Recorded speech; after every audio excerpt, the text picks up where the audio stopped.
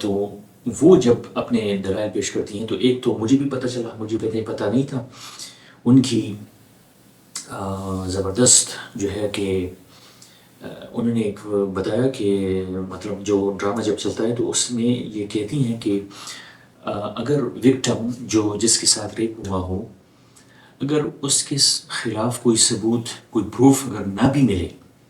نہ بھی ہو، کوئی پروف نہ بھی ہو، کیونکہ اس کیس میں جو پروفس ہوتے ہیں وہ ضائع ہو جاتے ہیں، مطلب وہ سوسائٹی کے پریشر میں وہ خاتون جس کے ساتھ ریپ کا معاملہ ہوتا ہے تو وہ اپنا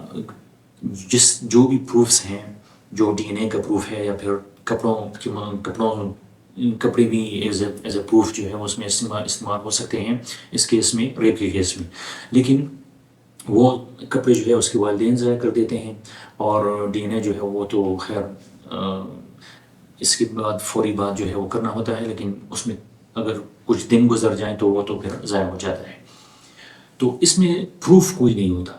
تو یہ اس کی جو وکیل ہے وہ کہتی ہے کہ ایسے بھی فیصلے ہوئی ہیں ہمارے اس پاکستان میں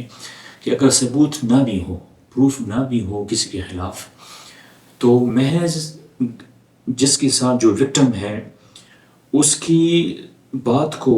جج جو ہے وہ اگر وہ اس پر اثر ہو جائے اور جج کو یہ لگ جائے، یہ محسوس ہو جائے کہ یہ وکٹم جو ہے یہ سچ کہہ رہا ہے، تو وہ فیصلہ دے دیتے ہیں اس وکٹم کے مطلب حمایت میں۔ یہ بالکل ہمارے قرآن اور جو حدیث ہے اس کے بالکل خلاف، بالکل زنا ہو، اگر زنا بالجبر ہو تو پروف کا ہونا ضروری ہے۔ سپوز زنا میں اللہ نے قرآن میں جو ہے وہ 4 گواہ جو ہیں وہ مانگے ہیں، 4 گواہ کی شرط رکھی ہے کہ 4 گواہ جو ہیں وہ موجود ہوں گے تو زنا کی جو ہے وہ حد لگے گی، اس کی سزا جو ہے وہ جس نے کیا ہو اس کو ملے گی۔